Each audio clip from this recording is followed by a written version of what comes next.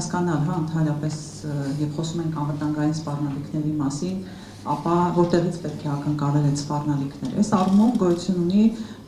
արտաքին անվտանգություն եւ ներքին անվտանգություն եւ յուրաքանչյուր անվտանգության այս յուրաքանչյուր ոլորտը ունի իր առանձին ասպեկտները։ Արտաքին անվտանգության ոլորտում, եթե այսօր փորձենք գնահատել սպառնալիքները, ապա 3 խումբ սպառնալիքներ կարելի է դիտարկել,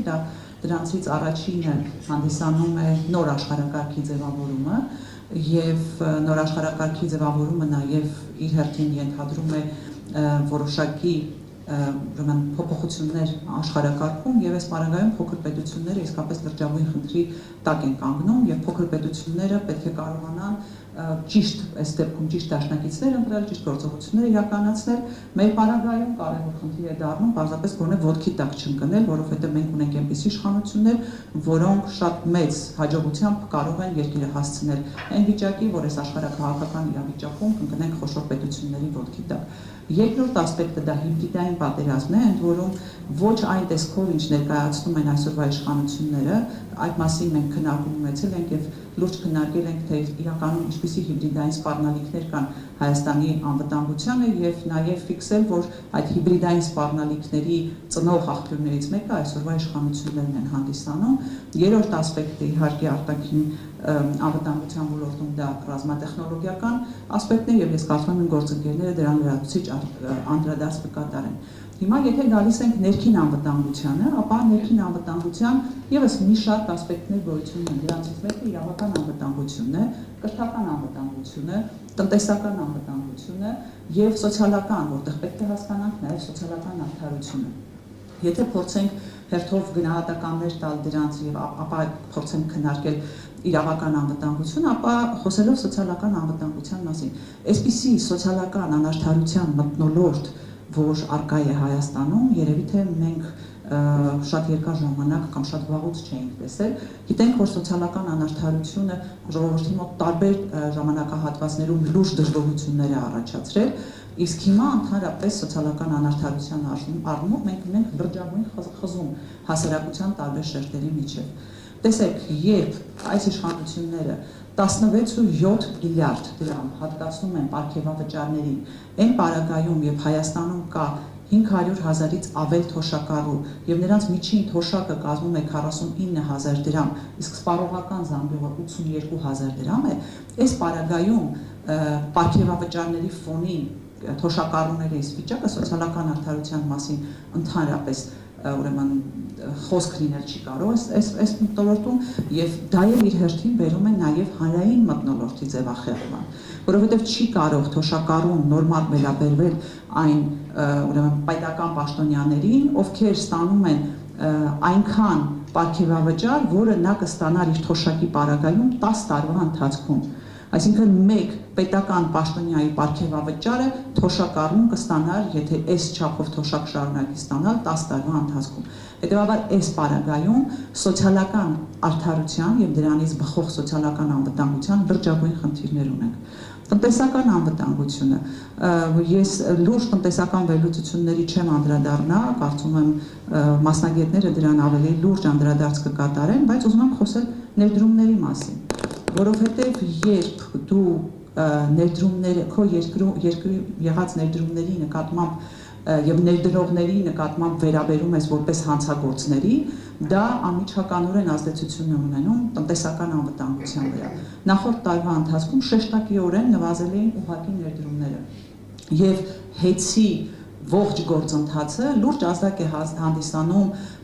բոլոր հնարավոր ներդրողների համար, որովհետեւ իրենց պաշտպանված զգալու հնարավորություն չունեն։ Այստեղից էլ անցում ենք կատարում իրավական անվտանգությանը, որովհետև այդ նույն ներդրողը, եթե ուրեմն նայում է Հայաստանի Հանրապետությունում ինչ վիճակում է գտնվում իրավական ողջ համակարգը, ապա նաև համոզված է լինում, որ եթե իր ներդրումներին ճակատագիրը լինի այնպիսին, ինչպիսի հեծի ճակատագիրն է, ապա նա մեր իրավական համակարգով պաշտպանության որևէ շանս չունի։ Հիմա իրավական անվտանգությունը, գիտեք, ցանկացած պետության անվտանգության հենասյուններից մեկը դա ժողովրդավարական կայուն ինստիտուտներն են, այսինքն ինստիտուտը պետք է կայուն լինի, որպեսզի մարդը նաև երաշխիքներ ունենա իր իրավունքների պաշտպանության առումով։ Ինչ ունենք մենք։ Մենք ունենք մեկ անձին ծառայող իրավապահ համակարգ, խոսքը վերաբերում է եւ ոստիկանությանը, եւ քննչական մարմիններին, եւ դատախազությանը։ Մենք ունենք դատական համակարգ, որը որ մեծամասամբ կատարում է նույն անձի ցանկությունները, ինչու եմ ասում մեծամասամբ, որովհետեւ մնացել են հատուկենտ դատավորներ, ովքեր առաջնորդվում են օրենքով եւ իրավունքով։ Ունենք բարձրագույն դատական խորհուրդ, որը ելի այդ մեկ անձի կամակատարն է եւ դատական համակարգի համար երաշխիքներ ստեղծելու փոխարեն դարձել է մահակ հենց այդ նույն դատական իշխանության եւ դատավորների համար, եւ ունենք սահմանադրական դատարան, որը հակասահմանադրական փոփոխություններից հետո, հիշեք, սահմանադրության անցումային դրույթներում փոփոխություններ կատարվեց եւ սահմանադրական դատարանը համալրվեց յուրայիններով, ունենք սահմանադրական դատարան, որից որևէ ուրեմն սահմանադրական որոշում ակնկալել հնարավոր չէ։ Կամ գոնե եթե սահմանադրական դատարանից այսպես աներկբա որոշում ակնկալելու հնարավորություն կա, այդ դեպքում սահմանադրական դատարանը պարզապես տարիներով ձգձգում է եւ որոշումներ չի կայացնում, ելի այդպես կատարելով մեկ անձի ցանկությունը։ Գալով իրավապահ համակարգին, գիտեք, մենք շատ հաճախ ֆիքսվում ենք դատական համակարգի վրա, որովհետև այսպես առանձին դատավորներ են առանձնանում եւ մենք գիտենք նրանց դեմքերով, մենք գիտենք նրանց կայացնած որոշումները, բայց մեր տեսադաշտից այս պարագայում դուրս են մնում այն քննիչները եւ դատախազները, որոնց ձեռքով քրեական գործերը հայտնվում են դատարաններում։ Ընդ որում խոսքը վերաբերում է քաղաքական հիմքերով, քաղաքական դրդապատճառներով քրեական գործերի մասին, որոնց անմիջապես հետևում են կալանքները։ Մենք կարծում եմ, որ պետք է նաև իրավապահ համակարգի աշխատակիցներին եւ քննիչներին եւ դատախազներին լավ, այսպես հստակ ազդակներ ուղենք, որ անկախ ամեն ինչից իրենց հակաիրավական եւ հակաօրինական որոշումների համար իրենք եւս պատասխանատվության ենթարկվելու են, որովհետեւ շատ հաճախ իրենք այսպես շատ ավելի հանգիստ են, որովհետեւ չերևացող գործն են անում եւ այլն եւ հիմնական պատասխանատվությունը մնում է դատարանի վրա, բայց իրենց հակաիրավական որոշումների համար իրենք նույնքան պատասխանատու են, որքան դատարանները։ Ինչ վերաբերում է դատարաններին, ապա դատարանների պարագայում մենք գիտենք հստակ կոնկրետ դատավորների անուններ, ու մակագրված գործերով արդեն կալանքը ենթադրելի է եւ այլ որոշում ակնկալել հնարավոր չէ։ Վերջին մի օրինակը բերեմ, Արշակ Սրբազանի գործով նշանակված էր կալանքի վերաբերյալ դատական նիստ, հետաքրքիր ուրեմն այստեղ մախինացիաների արդյունքում, որովհետև հերթապահ դատարանը Շենգավիթի դատարանն էր, մեկ է պարզվում է, որ հերթապահությունների ցուցակը ընդհանրապես հանվել է եւ